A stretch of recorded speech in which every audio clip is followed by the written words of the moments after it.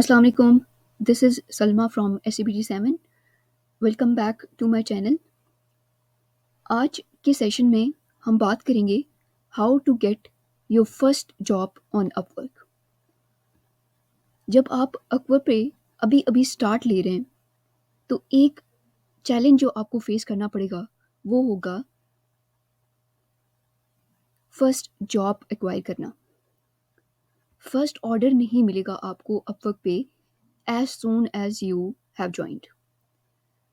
तो इस चैलेंज को आपने कैसे डील करना है, this is what we are going to be talking about today.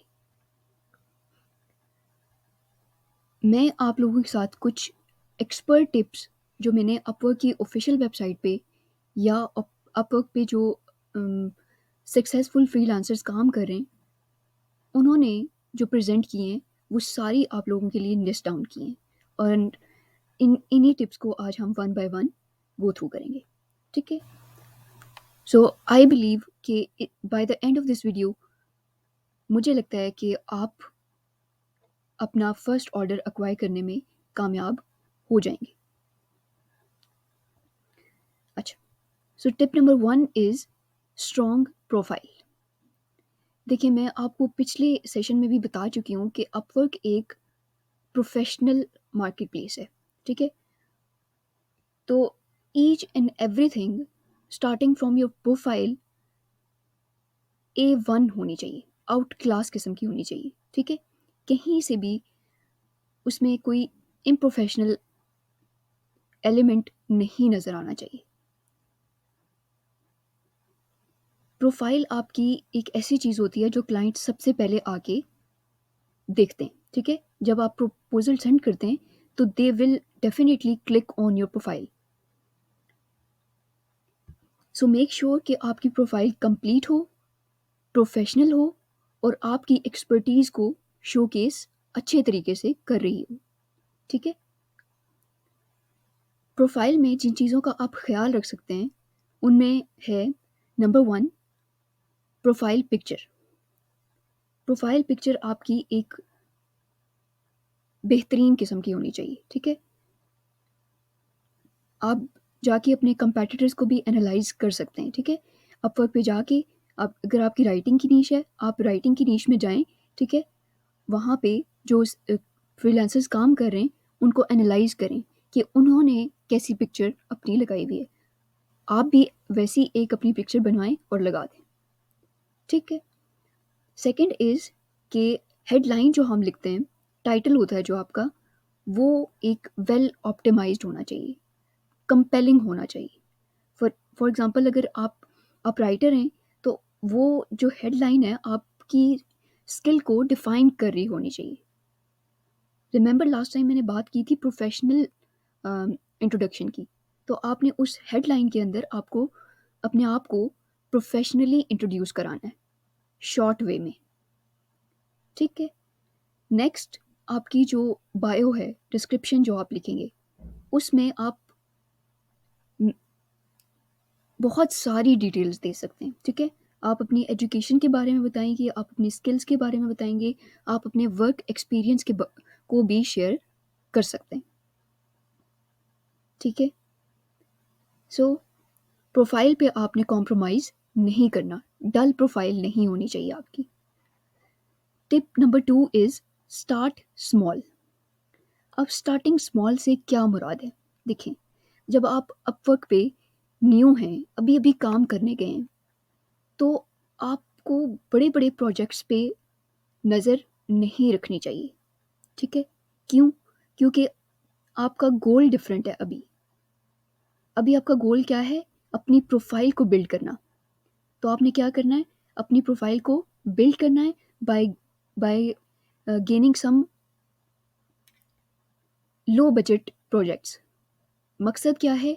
जब अगर आपको लो बजट प्रोजेक्ट भी मिल रहा है तो वो भी आपको फ़ायदा देगा, क्योंकि आपको फीडबैक मिल रहा है।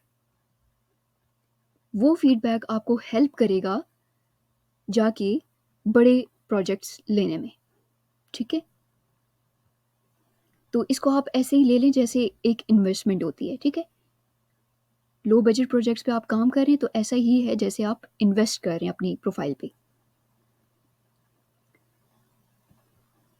और ये आपकी जो ओवरऑल जो रेटिंग होगी, प्रेजेंस होगी आपकी अपवर्क पे, उसको भी इंक्रीज करेगी। ठीक है, so start small. Tip number 3, be flexible. अब फ्लेक्सिबल होने से क्या मुराद है कि आप फॉर एग्जांपल राइटिंग की नीश में काम करते हैं, ठीक है, राइटर हैं। अब आप रिव्यू आर्टिकल्स लिखते हैं, ठीक है, ब्लॉग राइटिंग करते हैं, लेकिन अब आपको एक ऐसा प्रोजेक्ट आ गया जहाँ पे आपको इनवाइट किया गया है, या फॉर एग्जांपल आपके सामने आ गया है कोई ऐसे लिखना है, या कोई कोई भी बुक रिव्यू फॉर एग्जांपल लिखना है, ठीक है। तो आपने क्या करना है, आपने फ्लेक्सिबल अप्रोच लेनी है यहाँ पे। आपने ये नहीं कहना कि नहीं मैं तो बस रिव्यू ही अच्छे लिख सकता हूँ, ठीक है। अगर आप राइटर हैं तो आप कुछ भी अच्छा लिख सकते हैं। तो आप क्या करें कि आप फ्लेक्सिबल रहें, ठीक है। आप कहें कि मैं इसको ट्राई कर लेता हूँ।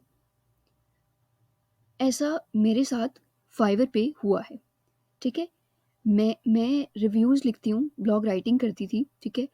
लेकिन मुझे, और मेरी उसी की गिग भी थी, उसी से रिलेटेड गिग थी, लेकिन मुझे आ गया एक प्रोजेक्ट बुक रिव्यू पे। अब बुक रिव्यूज़ मैंने कभी नहीं लिखे थे। अब हुआ मेरे साथ यूँ कि वो जो क्लाइंट थे वो मुझे ऑर्डर दे के गायब हो गए, ठीक है। अब मैं उनको, मेरे पास टाइम भी इतना कम था कि मुझे बस फ़ौरन वो बुक रिव्यू लिखना था और उन्हें डिलीवर करना था, ठीक है। सो मैंने इस वाली अप्रोच को अपनाया और मैंने बुक रिव्यू भी ट्राई कर लिया, और तब मुझे पता लगा कि yes I can write book reviews as well. अब फ़ायदा क्या होता है इसका जब आप फ्लेक्सिबल रहते हैं? फ़ायदा इसका ये होगा कि यू विल गेन एक्सपीरियंस। आपका पोर्टफोलियो बिल्ड कर रहा है, ठीक है। आपकी जो एक्सपर्टीज़ हैं वो लेवल अप हो रही हैं, आपकी स्किल सेट एक्सपैंड हो रही है, ठीक है। राइटिंग जस्ट प्रोडक्ट रिव्यूज़ से निकल के आप कहाँ आगे, बुक रिव्यूज़ तक भी आगे। Next, tip number 4, keep applying. अब कुछ लोग क्या करते हैं कि ऑनलाइन फील्ड है तो लोग इंस्टेंट ग्रेटिफिकेशन वाले लोग हैं। लोग क्या समझते हैं कि बस आज हम प्रोफाइल बनाएंगे, कल हमें ऑर्डर्स आ जाएंगे एंड दैट्स ऑल, ठीक है। ऐसा नहीं होता। I am not going to lie to you, ऐसा नहीं होता। चाहे आप अपवर्क पे काम कर रहे हैं, फाइवर पे काम कर रहे हैं, या किसी भी फ्रीलांस मार्केट पे प्लेस पे काम कर रहे हैं, ऐसा नहीं होगा, ठीक है। इंस्टेंटली आपका जो प्रोजेक्ट होगा या प्रपोजल होगा आपका, वो एक्सेप्ट नहीं होगा, ठीक है। ये अपना आप माइंडसेट बना लें, ठीक है, कि एटलीस्ट आपको कुछ अरसा तो लगेगा अपनी प्रोफाइल को बिल्ड करने में, ठीक है, उस पे रिव्यूज़ लाने में, उस पे क्लाइंट्स एटलीस्ट लाने में, ठीक है। सो आप क्या करेंगे, you have to keep on applying for different kind of jobs, ठीक है। उसके लिए अपवर्क आपको कनेक्ट्स देता है, ठीक है, कुछ, और कुछ फिर अगर आपको बाय करने पड़ते हैं तो इट्स ओके। आप अपने जो प्रोफाइल है आप उस पे इन्वेस्ट करें, ठीक है। कुछ अरसे बाद आपको ये इन्वेस्टमेंट बहुत बहुत कम चीज़ लगेगी। इसी पॉइंट पे हम एंड पे एक प्रो टिप भी डिस्कस करेंगे, ठीक है। सो मेक श्योर कि आप मेरे साथ कनेक्टेड हैं।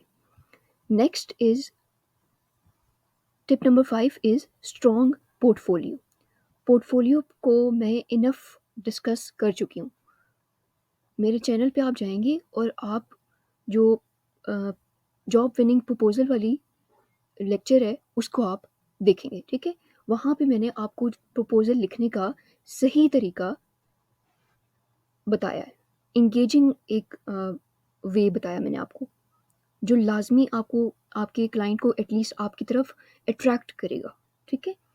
सो हमेशा अपना प्रपोजल जो है वो आप स्ट्रॉन्ग सेंड करेंगे। प्री रेडी टेम्पलेट्स पे आप रिलाई नहीं करेंगे। Tip number 6 is communicate professionally. जब आप किसी भी क्लाइंट से आप ना खुद को क्लाइंट की जगह रख के सोचा करें कि अगर आप क्लाइंट होते और आपके पास कोई आप किसी को हायर कर रहे होते तो आप क्या करते? किस तरह से आप चाहते कि सामने वाला बंदा आपसे बात करे? तो ये वाली सोच लेके, ये वाला माइंडसेट लेके जब आप अ, अपना प्रपोज़ल क्रिएट करेंगे या अपने क्लाइंट के साथ नेगोशिएट करेंगे, तो ऐसा हो ही नहीं सकता कि आपका कोई भी बिड आपकी वेस्ट हो, ऐसा होगा ही नहीं, ठीक है? सो कम्युनिकेट आपने हमेशा रिस्पेक्टफुल वे में करना है, मैनर्स आपने नहीं भूलने, कहीं पे भी। Tip number 7 is bidding time. Bidding time बहुत ज़्यादा मैटर करता है। अगर एक जॉब को पोस्ट हुए हुए अ, पूरा दिन गुज़र चुका है, 24 आवर्स गुज़र चुके हैं, तो आपको उस पे अप्लाई नहीं करना चाहिए। बिड करते हुए एक चीज़ जो जिसका आप हमेशा ख़्याल रखेंगे, वो होगा टाइम, ठीक है? कि आप देख लेंगे कि वो जॉब कब पोस्ट हुई, ठीक है? आप कोशिश करें कि आप रात के टाइम पे ज़्यादा एक्टिव रहें, ठीक है? चांसेस आर कि अगर आप उस टाइम पे बिड करते हैं, रात के टाइम पे और मुझे अक्सर जो ऑर्डर्स मिलते थे, वो सुबह के टाइम पे मिलते थे, फजर वाला जो टाइम होता है, उस पे, ठीक है? सो मिडनाइट के बाद अगर आप करते हैं, तो that is the high time, मुझे लगता है कि बिडिंग टाइम, ठीक है? Tip number 8 is be patient and consistent. ये तो एक मैसेज है जो आपने नहीं भूलना। आपने तसल्ली रखनी है, ठीक है? हिम्मत रखनी है और सब्र के साथ आपने अप्लाई जॉब्स पे करते रहना है। ये नहीं कि आपने 1, 2, 3 जॉब्स पे अप्लाई किया एंड दैट्स इट। अपवर्क तो मेरे लिए बना ही नहीं है, ऐसा नहीं है, ठीक है? अच्छा, अब हम देख लेते हैं प्रो टिप। ये हैं खलीलुल्लाह खान। मिस्टर खलील ने कुछ अर्से पहले एक वीडियो अपलोड की जिसमें वो अपनी प्रो टिप देते हैं, ठीक है? ये टॉप रेटेड प्लस सेलर हैं और ये कहते हैं, ये 2 टिप्स आपको प्रोवाइड करते हैं जो आपको स्टार्ट में अपनी प्रोफाइल जो बिल्ड करने में हेल्प करती हैं। नंबर 1 इज़ कि bring your personal client on Upwork. ये वाली टिप मुझे बहुत ज़्यादा अट्रैक्टिव लगी। मुझे लगता है कि this is the best thing you can do with your profile. Paid reviews से भी ज़्यादा रिज़ल्ट ओरिएंटेड ये वाली चीज़ है कि आप क्या करें, आपके जो लोकल क्लाइंट्स हैं, आप उनको अपवर्क पे ले जाएँ, ठीक है? वो आपके साथ ऑलरेडी काम कर रहे हैं, आप क्या करेंगे आप उनसे रिक्वेस्ट करेंगे कि प्लीज़ आप जो आपने मुझे पेमेंट करनी है, वो आप मुझे अपवर्क पे कर दें। अब होगा क्या, बेनिफिट ये होगा कि वो आपको अ, पे भी कर देंगे और साथ एक रिव्यू भी दे देंगे, ठीक है? तो आपको पहला स्टेप तो आपका हो गया, ठीक है? आपके लिए ऑर्डर आने का वेट नहीं करना पड़ा, ऑलरेडी जो एक्जिस्टिंग क्लाइंट्स हैं आप उनको ले गए अपवर्क पे।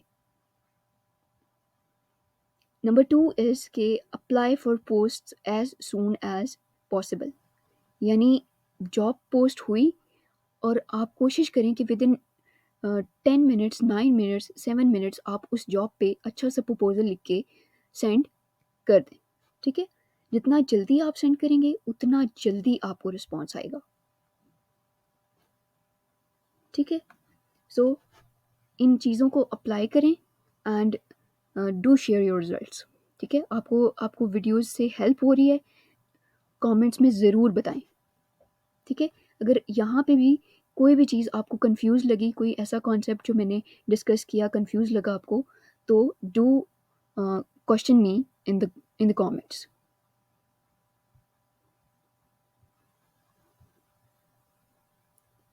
Thank you so much for listening. Do subscribe and share this video.